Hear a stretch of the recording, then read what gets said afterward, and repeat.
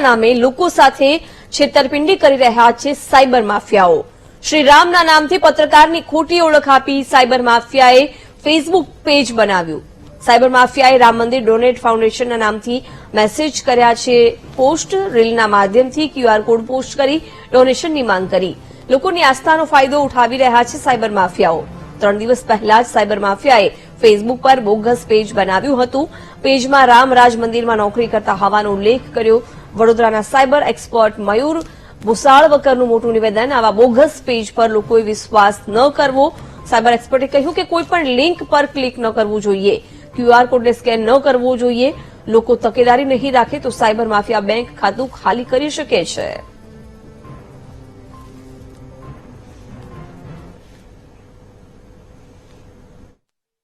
આખો જે કારસો છે તે ફેસબુક પેજના માધ્યમથી અત્યારે મારી સામે આવ્યો છે। હું તમને બતાવી શકું છું કે આ જો ફેસબુક પેજના માધ્યમથી આ લોકોએ ડોનેશન ઉઘરાવવાનું ચાલુ કર્યું છે ને એમાં એ લોકોએ ક્યુઆર કોડ પણ પ્રસારિત કર્યા છે।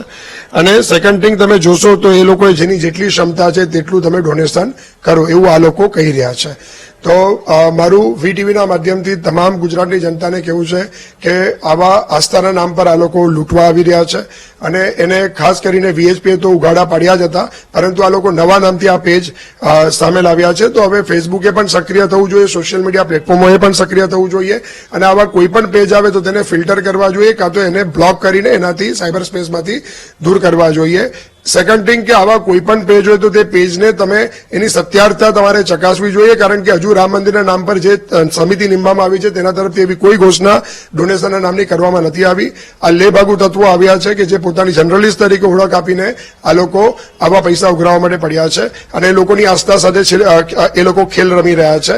તો વીટીવીના માધ્યમથી હું ફરીવાર કહું છું કે આને 2-3 માધ્યમથી વેરીફાઈ કર્યા પછી જ આગળ વધવું જોઈએ, નહીં કે આવા ક્યુઆર કોડ સ્કેન કરવા જોઈએ, કારણ કે આવા ક્યુઆર કોડ સ્કેન કરવાથી તમારું કે લિંક પર ક્લિક કરવાથી તમારું વોટ્સઅપ એકાઉન્ટ ની સાથે તમારો મોબાઈલ અને તમારું બેંક એકાઉન્ટ એ પણ કોમ્પ્રોમાઇઝ થઈ શકે છે અને સેકન્ડ થિંગ કે તમારું એકાઉન્ટ ખાલી થઈ શકે છે।